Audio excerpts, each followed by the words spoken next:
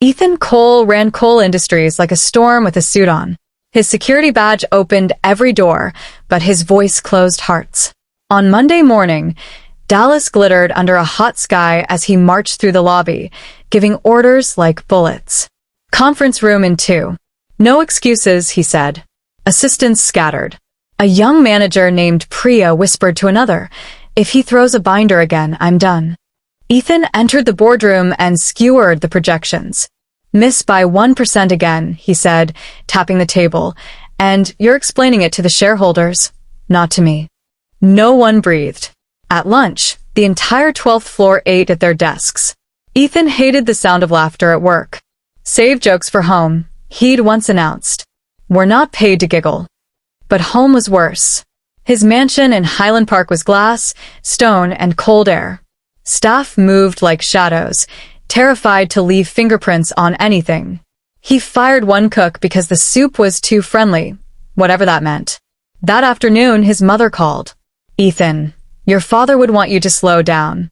"My father would want margins," he said, and cut the call. He looked out at the Dallas skyline. He'd won. The company, the house, the fear in people's eyes. Yet a faint itch lived under his skin, a restless whisper he could not name. "Sir," the head housekeeper said over the intercom. "The agency sent a new maid. Her name is Naomi Brooks." "Fine," Ethan said. "Make sure she understands we don't tolerate mistakes."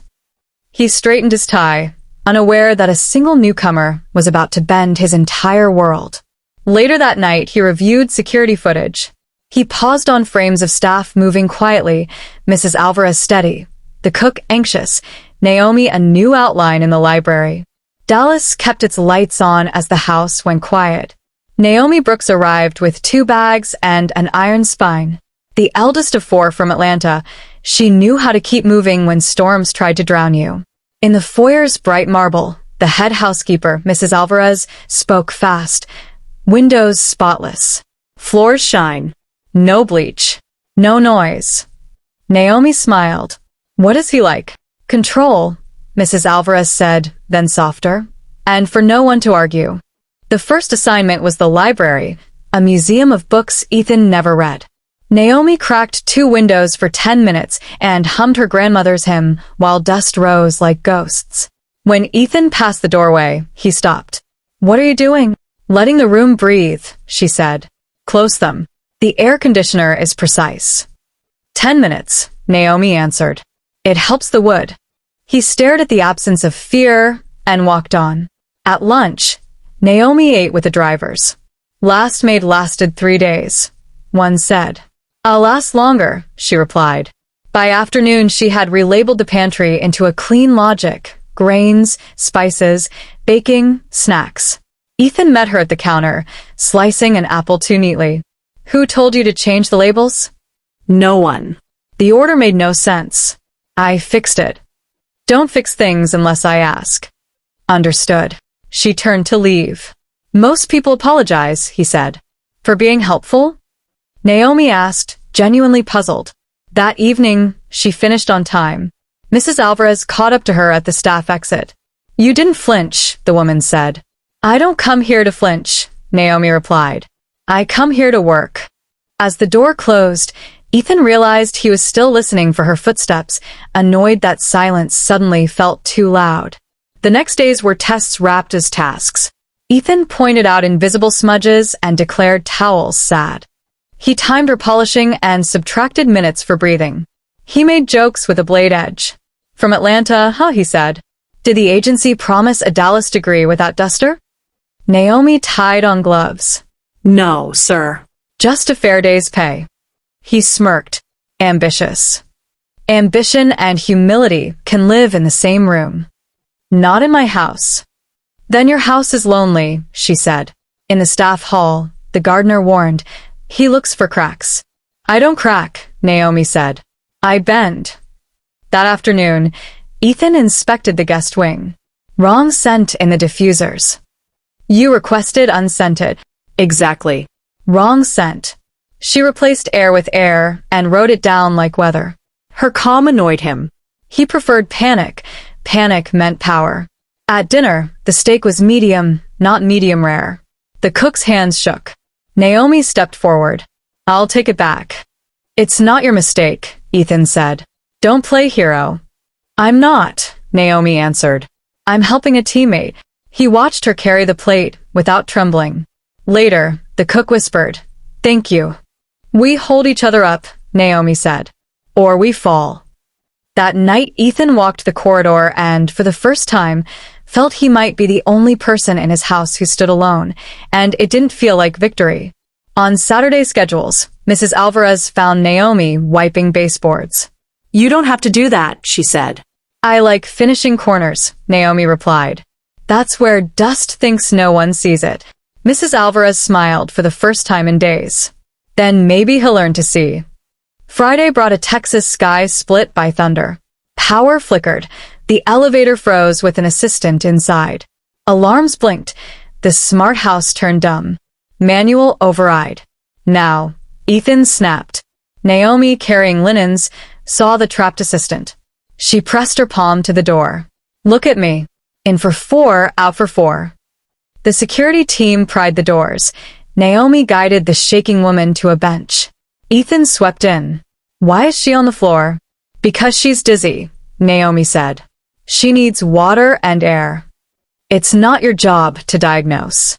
It's my job to be human. Lightning cracked. A vase fell somewhere. Naomi said, Sir, the generator's cycling wrong. The freezer will fail. How would you know? I worked catering. I know a dying compressor. She adjusted a breaker in the pantry without drama. It'll hold an hour. For a moment, Ethan's control shared space with her confidence, and that unsettled him. By evening, the storm thinned to rain. In a library, Naomi closed the windows she had opened earlier. The scent of wet air drifted in. You disobeyed me, Ethan said quietly. I protected the house, she replied. You act like this place belongs to you. It doesn't, Naomi said. But my hours do. I give them with care. He stepped closer, curiosity shading darker. People usually give me what I want without care. Maybe that's why you keep wanting, she answered. Thunder rolled far off, like the world clearing its throat. After the systems reset, Ethan stood alone in the control room, monitors humming. Who trained her? He asked security. No one, the guard said. She just knew. Ethan nodded, unsettled by gratitude crawling under his skin. The storm left an echoing hush. Staff clocked out early. Naomi checked windows, stacked towels, and wrote a neat list for morning. Ethan appeared, tie loosened, eyes tired. You work too late. I'm heading out, she said, lifting her bag. He leaned on the doorframe, presence blocking more than his body. Most people are eager to please me. I'm not most people. I can be very generous to people who understand how this house works. The house should work on respect, Naomi said. If it doesn't, it needs repair. He reached to brush a curl from her forehead without asking. Naomi stepped back. Don't. You think you can set rules here? I don't set rules. I set boundaries. And if I cross them, then you'll learn why they exist. He took a careless step closer, the old entitlement moving his feet. Naomi's hand rose, not angry, not theatrical, simply final. The slap cracked through the hallway like the storm's last bolt. Ethan went still. For a heartbeat, he looked less like a titan and more like a man who had never met the word no and just heard it spoken aloud. Naomi lowered her hand. I work with dignity. I won't be touched without consent. Fire me if you must. I still leave with my dignity. A clock remembered how to tick. Pride, shaken and furious, snapped back into place. You're done here, he said. Pack your things. Naomi nodded once. 10 minutes. She walked past him, shoulders square, rain scent trailing. Ethan remained in the quiet hallway, measuring power by the courage he had just witnessed, and hating the answer. In the staff lot, rain ticked on Naomi's umbrella. Mrs. Alvarez ran up, breathless. Are you all right? I'm fine, Naomi said gently. Go home. Rest. And you? Naomi looked back at the lit windows. I'll be all right, she said. I already am. For a long breath, the mansion forgot how to move. The hallway lights hummed, the grandfather clock counted out a steady shame, and Ethan Cole stood with his hand on his cheek, stunned into silence. He wasn't used to silence. He was used to winning every conversation by volume, money, or fear. Mrs. Alvarez appeared at the corridor's end, froze, and pretended she'd seen nothing. "Good night, sir," she whispered, retreating like a shadow. Ethan inhaled. "Security," he said into the intercom, voice too calm. "Delete the last 5 minutes of hallway footage." A beat. "Sir, that would compromise." "Delete it," he snapped, then stopped, surprised by his own order. Why did he care who saw? Pride, he thought. Or the truth that if he watched it again, he'd see a man who tried to cross a line and got pulled back to human size. He went to his study and poured a drink he didn't taste. Naomi's voice echoed. "I work with dignity." The word had never sounded so heavy. Dignity wasn't a request. It was a wall. And he'd run into it at full speed. His phone buzzed his mother. He let it ring, then answered. "Ethan? You sound off." "I'm fine." "You never say you're fine when you're fine," she said gently. "You only say it when you need help." He shut his eyes. "Someone told me no." His mother paused. "Maybe that's the first yes you've had to grace." "Good night, Mom," he said, ending the call too quickly. In the glass reflection of the study window, he looked smaller. He pressed his fingertips where the slap had landed and felt heat, not from anger, but from the friction of his life finally meeting a boundary. For the first time in years, he didn't have a next move. "Who trained her to look me in the eye like that?" he muttered. No one had to train her. She had trained herself, storms, jobs, life. And she had trained him in a sentence, "I set boundaries." He stared at the closed door. The house felt different now, like it had an opinion. Morning came angry and bright. Ethan woke with the decision already hard in his throat. Rage was easier than reflection. Dismissal was simpler than discomfort. He wore both like armor and called HR from the car. "Terminate Naomi Brooks," he said. "Effective immediately. Offer severance. Confidentiality required." Tara Nguyen, head of HR and compliance, cleared her throat. "On what grounds?" Insubordination," he said, stumbling, hating the wobble. "And a misconduct. From whom?" she asked softly. He squeezed the steering wheel. "From her. Process it before noon." At the gatehouse, Naomi arrived to collect her last pay and the box Mrs. Alvarez had packed. 2 aprons, a small framed photo of her siblings, a notebook, and a jar of lemon oil for wood. She stood tall, chin lifted, eyes steady. Tara met her in the side office. "There's a standard agreement," Tara said, sliding papers forward. "Severance is generous. This includes a non-disclosure." Naomi's eyes ran down the page once, twice. "This says I can't talk about my job," she said. "I have nothing to say anyway. You can take time to review." "No, thank you." She slid the packet back. "I won't sign." "You'd be turning down." "I'm turning down silence I didn't cause." Naomi softened her voice. "I didn't break anything here. I don't need to be bought to keep my dignity." A knock. Ethan stood in the doorway. For a second, the air thinned. "Give us the room," he said. Tara hesitated, then left. Ethan faced Naomi, hands in his pockets, posture practiced. "You could have taken the package." "I'm taking my name," she replied. "It's worth more." "Do you think you won?" he asked. She almost smiled. "No. I think I kept myself." The gate clicked behind her when she left, a clean sound like a period. Mrs. Alvarez hurried out, slipped a folded card into Naomi's hand. "My number. If you need anything." Naomi hugged her. "Take care of the others." In the driveway, Marcus the driver offered. "I can drop you anywhere."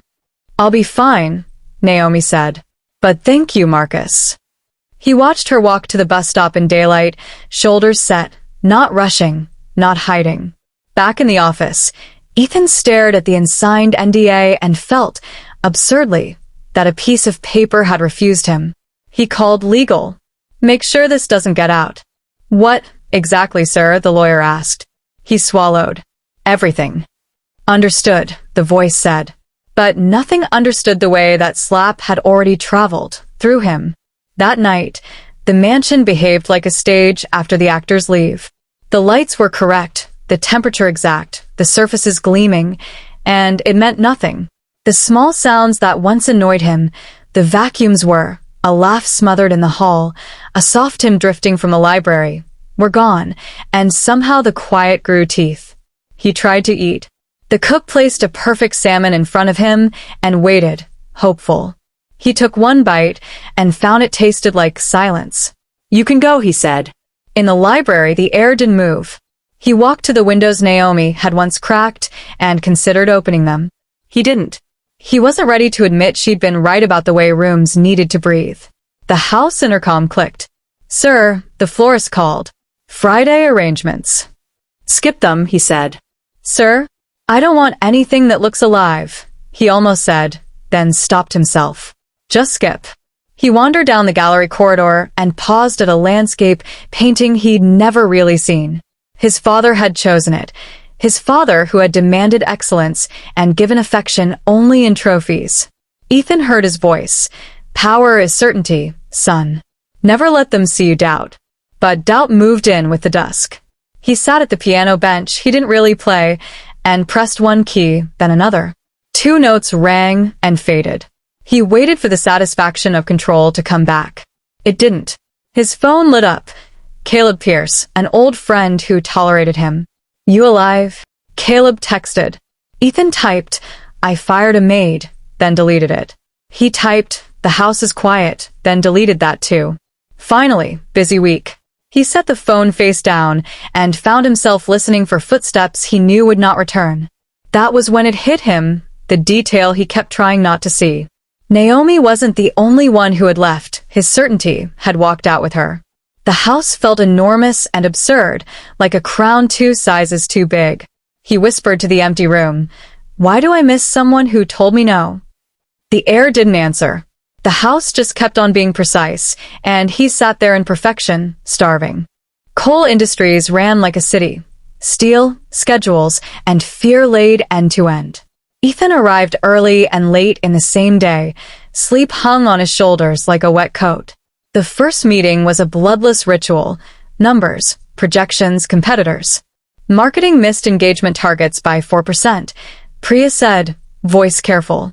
4 becomes 5 becomes 10. Ethan shot back. Fix it. We need to test longer. If we cut now, we won't know what worked. He opened his mouth to slice her argument and hurt himself instead. How long? Priya blinked. 2 weeks. Take 1, he said, then paused. And bring me 3 options tomorrow. She stared. He'd never negotiated midway. He distracted himself by flipping a pen between his fingers until it slipped, skittered across the table, and landed at an intern's elbow. The intern jumped like he'd dropped a grenade. Relax, Ethan muttered, but the edge in his voice was duller than usual. Inside, he felt that strange hollow again, the place where certainty used to be. Afterward, Tara caught him by the elevator. We should discuss yesterday's termination. If an employee feels wronged.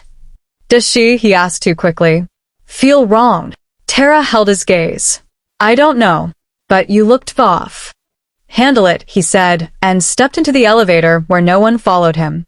The doors closed on his reflection, carving him into neat halves.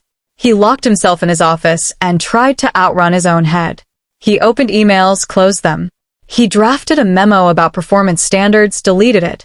He pulled up the internal code of conduct, read the line consent is non-negotiable, and shut the laptop like it had burned him. Caleb texted again, dinner tonight. You look like headlines waiting to happen. Ethan stared. Not tonight. Caleb, then talk to somebody who isn't yourself. Therapist, priest, mirror with ears. Anyone. He almost laughed, then didn't. He buzzed his assistant. Clear my afternoon. Tell the board I'm revising next quarter's goals. Up or down, she asked.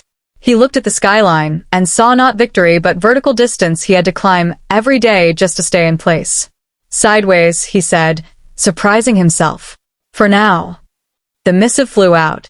It was the smallest admission that everything might not always be up, and it cracked his brand of certainty like ice under a first warm day. On his way out, he passed the lobby cafe. Two receptionists whispered and went silent when he walked by. He ignored them and felt their words trail behind him like a rumor with shoes. Dallas told stories fast, over coffee lids in gym locker rooms, beside church pews under neon bar signs. The tale traveled without names at first. A maid in a Highland Park mansion, a boundary crossed, a slap that sounded like thunder even after the storm had passed. Then names attached themselves like magnets. At a Bishop Arts cafe, a barista leaned over a latte. "You heard about Ethan Cole?" The customer smirked. Man finally met gravity. Apparently, a maid told him no. Dallas needed a miracle, the customer said, lifting his cup. At a salon in Oak Lawn, blow dryers roared and gossip threaded between them. "My cousin's boyfriend drives for one of those CEOs, a stylist said," says a maid set him straight, and walked out like a queen. "As she should," another replied. "Men like that think the world is a doormat." In a coal industries break room, whispers lived in the space between bites. "You think it's true?" a junior analyst asked. Priya stirred her coffee. "What do you hope is true?" she asked back. "That he can be challenged," the analyst said, surprised at his own word choice. Across town, an investor lunch turned curious. "Reputation risk," one said, cutting his steak. "There's chatter about a domestic incident." "You worry he's a liability?" "I worry people aren't afraid of him anymore." "Fear isn't a strategy," the other replied. "Not a sustainable one." On late-night talk radio, a caller said, "Rich men aren't used to know." "I hope she's safe." The host answered, "I hope he's learning." At church the following Sunday, a pastor didn't name names but preached on restitution and the difference between sorry and change. Ethan's mother sat in the back row, hands folded, and prayed for her son to meet the right mirror. Meanwhile, Naomi stayed quiet.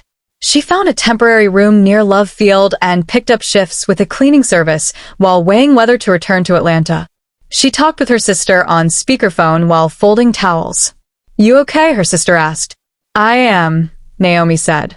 It was a door that needed closing. "Proud of you." "Thank you," she whispered, knotting the last towel with care. Back at the tower, Tara slipped into Ethan's office with a folder labeled listening sessions. He raised an eyebrow. "Whispers become storms," she said. "We can either pretend there's no wind or open a window." He stared a beat too long at the word listening. Open a window, he thought. Naomi had said the same about wood and rooms. "What would that look like?" he asked, the question small and huge at once. "Start simple," Tara said. "Hear people without defending yourself." He nodded. Once, twice, like a man rehearsing a new language. Outside, Dallas kept talking. Inside, for the first time, Ethan considered letting the city's voice matter more than his own. The rumor had become his mirror. And even if he didn't like the reflection, he finally looked. Ethan Cole didn't sleep, he rewound. In his mind, he played back years of moments like security footage, sharp, cold, and unforgiving. He saw the day he made the accountant cry over a typo. He heard his voice mocking the cook's accent. He watched himself toss a report into the trash without reading it. Each clip landed like a stone. He called his mother near midnight. "Did Dad ever apologize?" he asked. "Your father gave gifts," she said. "He rarely gave sorry. One heals the ego. The other heals the wound." Ethan sat in the dark study. The house around him was perfect, but his chest felt cracked. He opened a notebook and started a list. People I hurt. Priya. The cook, Marisol. Marcus. Mrs. Alvarez. Naomi. He circled her name twice. A ping. Caleb. You ghosting the world or growing up? Ethan typed, trying to listen to the past. It's loud. Caleb, the past is loud until you answer it. He stood, walked the silent halls, and forced himself to look, really look, at things Naomi had touched. The pantry she arranged with logic, the baseboards she'd wiped until they gleamed, the library windows she'd opened to let the room breathe. He cracked one now. Night air slipped in cool and honest. The next morning he asked Tara, if I wanted to repair things, Where do I start? By naming what you did, she said. Not what people heard. What you did. In writing. In person, Tara replied. But write it first, so your mouth can't run away from the truth. He wrote, I used power to control. I used fear to move people. I tried to cross a boundary that was not mine. I made this house unsafe. He stared at the last line until it stopped being ink and started being real. Then he wrote a second list. Make right. Pay equity audit. Anonymous hotline. Training. Promotions reviewed by committee. Back pay for lost overtime. Public apology. Without spin. He underlined the last item. Without spin, he said aloud, letting the words sit like a dare. For once, he didn't feel bigger than the day. For once, he wanted to be smaller and truer. Control had always been Ethan's religion. That morning, it failed him. A minor supply delay hit the screen. Normally, he'd bark, the room would jump, and the problem would melt. Today, his throat locked. He felt the floor tilt, the room narrow, his pulse drum in his ears. Sir? Priya asked gently. Do you want a moment? He nodded, shocked at the word yes leaving his mouth. He stepped into the hallway, hands on the cool glass, breathing like Naomi had coached the trapped assistant. In for 4, out for 4. The panic didn't vanish, but it loosened its grip. Tara found him in the break room, staring at a vending machine like it could tell him what to do. Sit, she said softly, setting a cup of water in front of him. I don't lose it, he said. You didn't, Tara replied. You paused. That's new. New is good. He rubbed his eyes. Where is she? Naomi. Tara's face shifted. Mrs. Alvarez says she left for Atlanta last night. He swallowed. Did she sign anything? No. Did she say anything? Yes, Tara said. She said, I keep my name. He nodded, a small, painful respect blooming in his chest. He opened his phone, wrote I'm sorry, then deleted it. Wrote I was wrong, deleted it. Wrote I want to make it right, deleted it again. Words were easy to type. They were harder to live. Caleb texted, therapist. Today. I booked you 3 p.m. cancel if you want to keep bleeding people you love and call it leadership. Ethan almost bristled. Instead, he typed, send address. At 3 p.m., he sat on a gray couch and told a stranger with kind eyes that he had built an empire and lost a person. The therapist didn't flinch. Repair is action, she said. Begin with the one you harmed most. Not by buying forgiveness. By meeting the truth on her terms. When he left, the Dallas sun looked too bright. He called his assistant. Postpone investor dinner. Book me on the first flight to Atlanta. Tonight? Tonight, he said. No entourage. No press.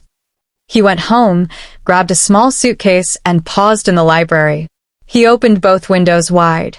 Let it breathe, he whispered. Let me breathe. Atlanta felt different the moment he stepped out of the airport. Humid air, loud traffic, voices that felt closer to the ground. Ethan wore jeans, a plain jacket, and a face that had never learned how to ask for help. He started at the cleaning agency Naomi once used. The receptionist narrowed her eyes. Your coal industries. I'm Ethan, he said. I'm here to apologize. To who? She asked. Naomi Brooks. The woman studied him, then slid a sticky note across the desk. I don't give out addresses. But I can give you a direction. Her church helps with food distribution. Try the community center off Auburn Avenue. The center buzzed with people and carts. He found a sign-up table. A volunteer with warm eyes and a firm voice looked up. You here for a box or to help? To help, he said, surprising himself. If you'll have me. She handed him gloves. I'm Leah Brooks, she said. We stack canned goods over there. He froze. You're Naomi's sister. Leah's face went still. You one of those fancy clients who think the world runs on tips. I'm the man who owes your sister a real apology, he said. I don't expect you to believe me. Let me lift boxes while I wait. He lifted. He carried. He listened. He didn't boast about funds or networks. He asked where the rice went and where the diapers were kept. Hours passed. Sweat soaked through the shirt he'd chosen to look ordinary. Work made him ordinary anyway. When the line thinned, Leah came over with 2 waters. "You didn't run," she said. "I've been running for years," he answered. "Just not toward the right things." She studied him, the way Naomi had studied a room and found the dust. "She's close," Leah said finally. "Laundry day down the hall. Machines that eat quarters. She comes in the evenings." "Can I?" "You can sit on that bench and wait," Leah said. "No speeches. No pressure. If she walks out, you don't follow. You hear me?" "I hear you," he said, and meant it. He sat. The hum of washers filled the corridor. A woman laughed 2 doors down. A baby fussed, then quieted.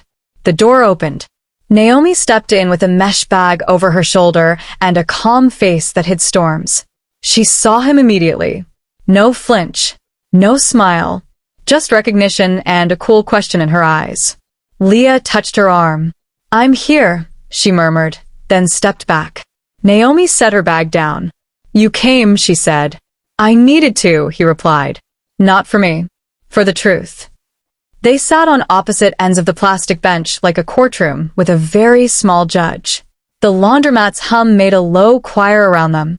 Naomi slid quarters into a machine, started a cycle, and folded her arms. "Say what you came to say," she said. "I abused power," Ethan began. "I insulted people because it made me feel tall. I tried to cross a boundary that was yours. You drew the line. I deserved it." Naomi watched him, expression steady as a closed door. "And now?" "I'm not here to bargain," he said. "I won't ask you to come back. I won't wave money like a bandage. I'm here to say I was wrong, to ask what repair looks like to you, and to do it, even if you never speak to me again." She held the silence like a mirror. "People like you are good at speeches," she said at last. "You collect words the way others collect stamps." "I agree," he said softly. "So, I brought actions." He handed her a folded sheet. It listed third-party hotline, independent audits, code of conduct training for executives, promotions committee, back pay, overtime corrections, a domestic workers fund seated with his own bonus, and a public apology with no NDA bait. Naomi read without reacting. "And your part?" she asked. "I'm suspending myself from day-to-day operations for 30 days to implement this," he said. "Tara will oversee. Any manager who retaliates against staff for speaking up is out, including me, if I fail these terms." "Do you want forgiveness?" she asked. "I want you safe," he said, voice low. "And I want people like you safe in any building I own. Forgiveness is yours to keep or give. I have no right to reach for it." Her jaw tightened, then eased. "Do you understand why the slap happened?" she asked. "I thought I could take anything," he said. "Time. Silence. Bodies. You reminded me I couldn't even take a touch that wasn't mine. You made me meet the word no and see a person, not a servant." She nodded once, not approval, just acknowledgement. "Change is loud at first," she said. "Make it quiet and steady. Make it policy, not performance." He stood. "You don't have to trust me," he said. "Watch my feet, not my mouth." He left a card on the bench, an apology written in his hand. No branding, no logo. As he reached the door, Naomi said, "Ethan." He turned. "I won't be a reference for you," she said. "But I will be a witness. Don't make me tell the truth and find nothing to point to." "I won't," he said. Leah gave Naomi a searching look when he left. Naomi exhaled. "He looked smaller," she said. Leah squeezed her hand. "Sometimes smaller is where real people live." The atrium of coal industries had never hosted a crowd like this. Security didn't push anyone back. The mic checked without drama. Employees filled every level. Engineers in hoodies, accountants in neat blazers, custodians in work boots, receptionists with clipped badges, drivers in jackets still smelling of the morning air. Dallas media gathered at the edge. Rumor had sent invitations for weeks. Now the city came to see if it was all smoke. Tara stepped to the mic. "Good morning," she said. "I'm Tara Nguyen, head of HR and compliance. We're here to talk about repair." She stepped aside. Ethan walked out without a tie. The room shifted, Some people crossed arms, some set jaws, some eyes widened, braced for the usual blade. He didn't make them wait. "I've led with fear," he said. "I've used position to shrink people. I tried to cross a boundary that wasn't mine. I was wrong." No soundtrack. No highlight reel. Just words that finally carried weight because they weren't trying to carry him. "I'm not asking for applause," he continued. "I'm asking for accountability." He clicked to a short document displayed on the screen behind him. Immediate actions. An external, anonymous hotline. A worker council with elected members from every floor, including janitorial and security. Pay equity audit by a third party to be published. Back pay to non-exempt staff who lost overtime due to forced off-the-clock work. Mandatory training on consent and power, starting with executives. A domestic workers' protection fund seated with his personal bonus and open to grants beyond his company. "Implementation begins today," he said. "Tara has full authority to remove any manager who retaliates, including me, if I fail these terms." A hand went up. Marisol, the cook. He winced and nodded. "Yes, Marisol. You threw my stew out in front of everyone last year," she said, voice steady. "Do you remember?" "I do," he said. "I'm sorry. It was cruel." She studied him. "Don't be sorry to me alone. Be sorry to everyone." He turned to the room. "I'm sorry to everyone," he said. "Especially the people who don't have a mic. I made you smaller, so I could feel bigger. No more." Priya stepped forward next. "Talk is easy," she said. "Agreed," he replied.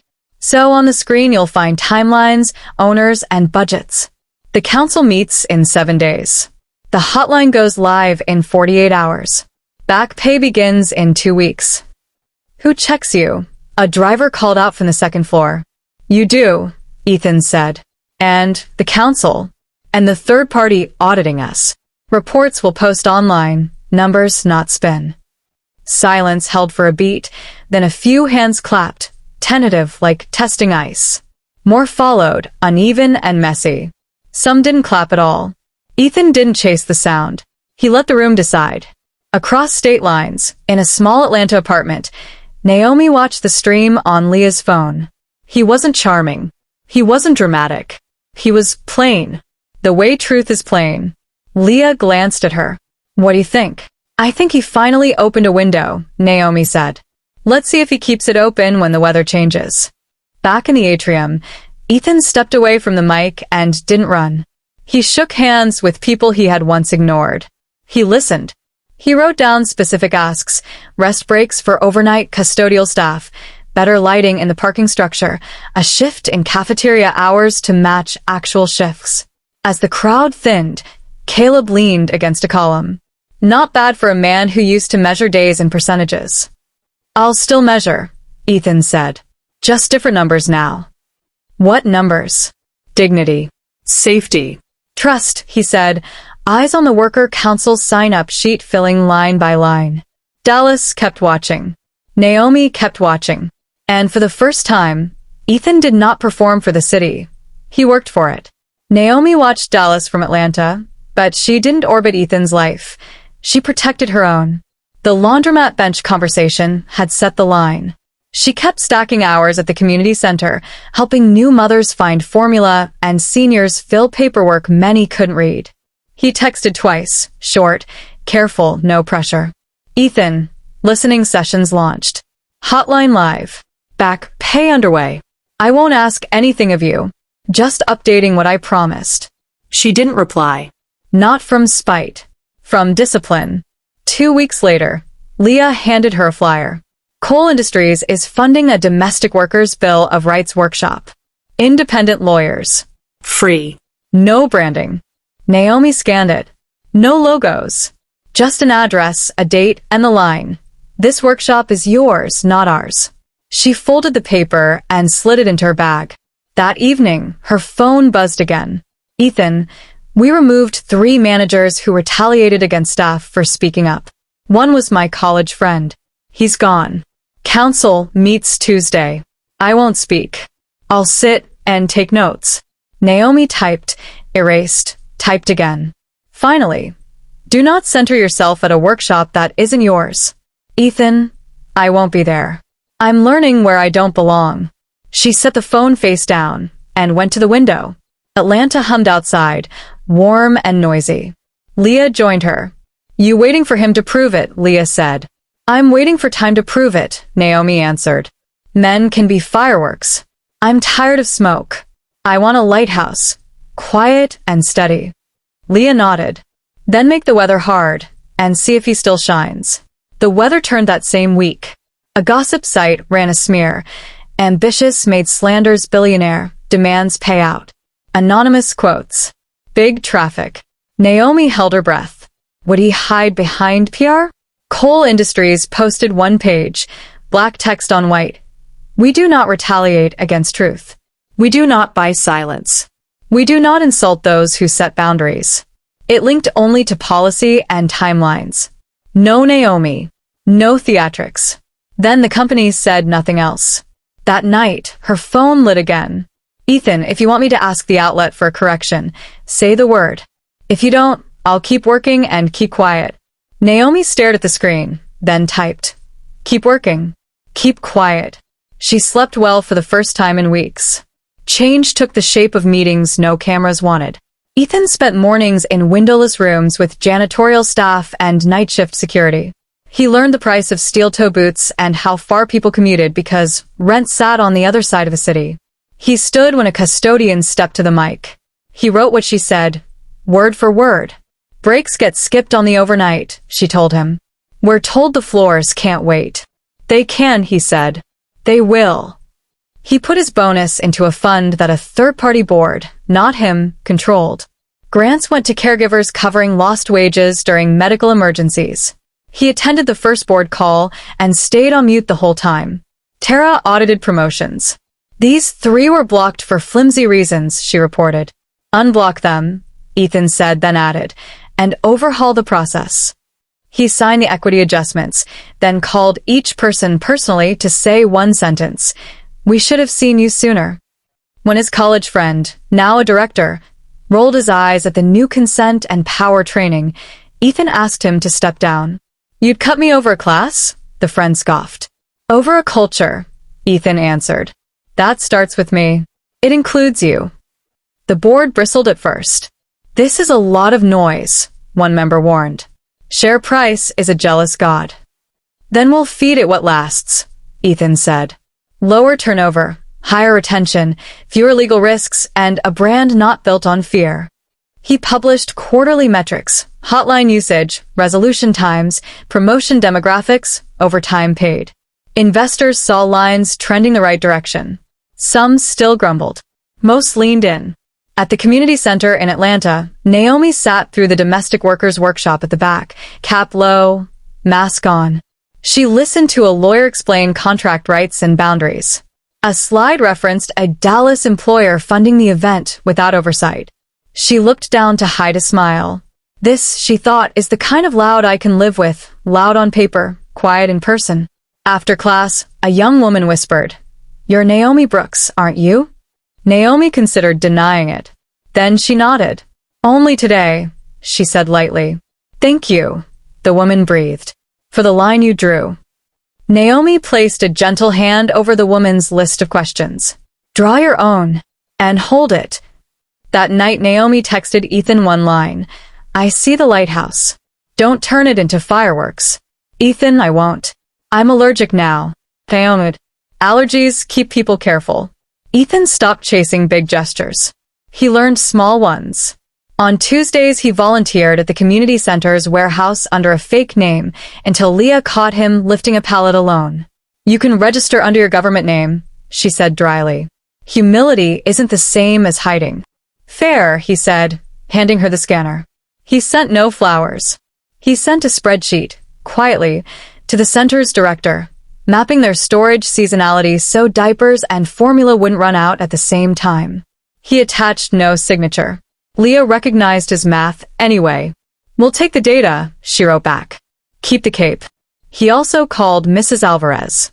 I owe you safety, he said. You held my house together while I broke it. You owe everyone safety, she replied. But yes, you owe me, too. He created a domestic workers' bill of rights addendum to all Cole household employment contracts, his, senior staff, and partner families.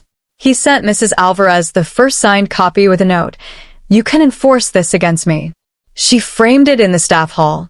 On a cool Sunday, Ethan drove to a small Atlanta park with a brown paper bag and no entourage. Naomi sat on a bench in a blue jacket, hair in a scarf, book in her lap. He didn't sit until she nodded. "What's in the bag?" she asked. "Empanadas," he said. "From a place Leo approved." "Smart man," she said. "She has opinions. She has a gift for truth," he replied. They ate without hurry. A boy rode a scooter in circles. A grandmother tossed breadcrumbs at pigeons and missed on purpose to make them waddle closer. Ethan said, "I won't ask you to move back to Dallas." "I wasn't waiting for your ask," Naomi said. "I know." He swallowed. "I'm learning not to center my wants." "That's new," she said. "It's quiet," he answered. "Like work boots on a carpet." She laughed once, short and warm. "You always talk in offices?" He pointed at her book. "You always hide in pages?" "They're quieter than people," she said, then closed it. "Sometimes fewer lies, too." He nodded. "I lied to myself for years. I called fear leadership and expense generosity. And what do you call it now? Cowardice. And payment for silence." She studied his face. "Good. Truth tastes like medicine. Hard going down. Better later." He reached into the bag. "There's one more thing," he said, pulling out a small spiral notebook. "On the cover, things I don't see. Inside, 24 pages of notes from workers, each with a box for follow-up and a date. I'm learning to look at corners," he said. "You said that's where dust hides." Naomi touched the first page, then pulled back her hand. "Show me these again in 3 months," she said. "If the boxes are still empty, we're done. If they're checked and dated, we'll talk." He exhaled, almost a laugh. "That's perfect." "Don't call me perfect," she said. "Call me patient and demanding." "I can do that," he said. They looked at the pond, nodded at each other, and let the afternoon be ordinary. He didn't reach for her hand. She didn't offer it. Trust does its best work when no one tries to speed it up. Seasons slipped in behind the work, summer's shoulder into fall, fall's hush into winter. Ethan's suspension ended, but he kept a smaller office and a shorter desk, a table with 2 chairs on equal height. He and Naomi experimented with presents. Some weekends he came to Atlanta to bag rice and argue about which empanadas were better. Some weekends she flew to Dallas to sit in on worker council meetings, not as a celebrity, not as an employee, but as a witness with a pen. They created rules. "No press about us," Naomi said. "Deal." "No surprise gifts. Ask first." "Deal." "No calling me my maid," she added with a slant smile. "Never," he said, the word firm as a vow.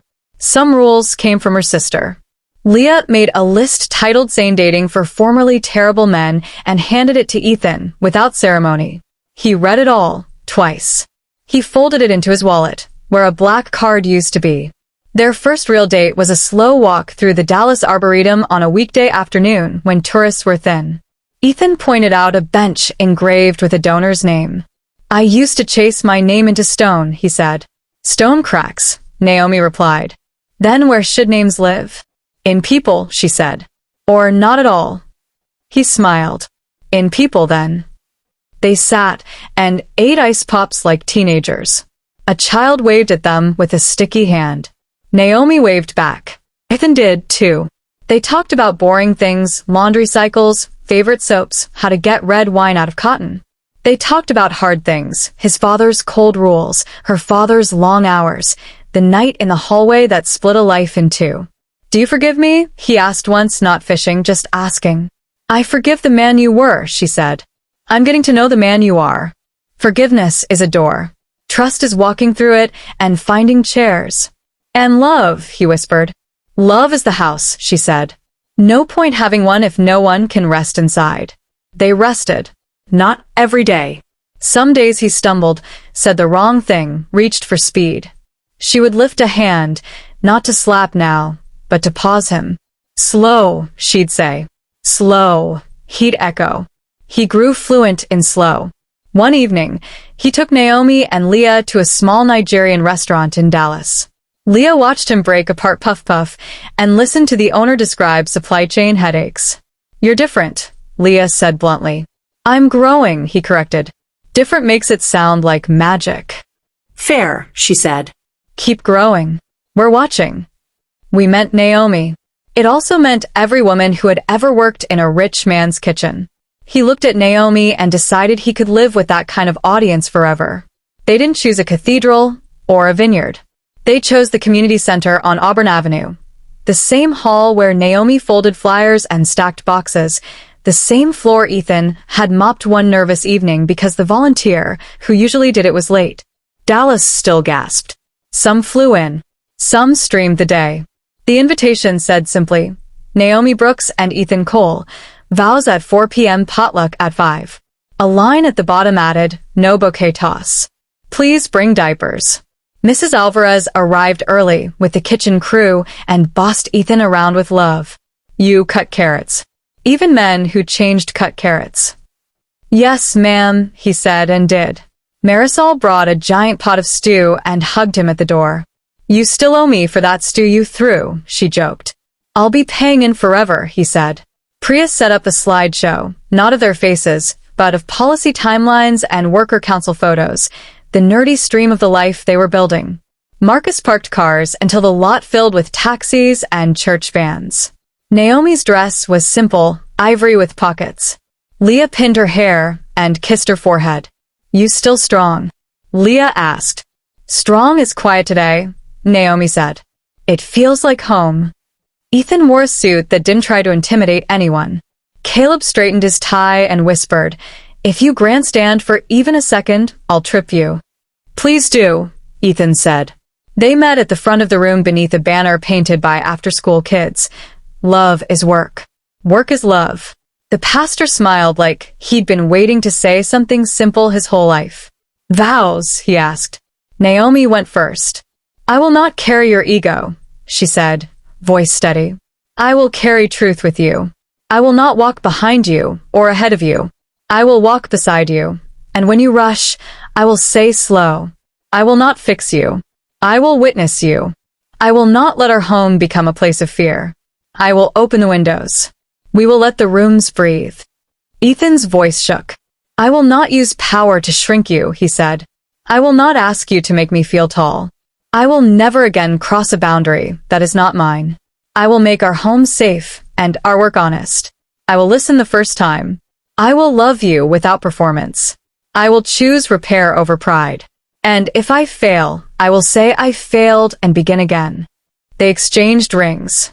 No string quartet, just a teenager from the center playing a soft hymn on a keyboard with 2 missing keys. By the vows you've spoken, the pastor said, and by the witnesses in this room and the lives you've touched, I pronounce you partners in this work and this love. You may kiss. They did, brief, gentle, not a show. Applause broke like rain on a tin roof. Then the potluck began. Workers dished stew. Executives carried trays.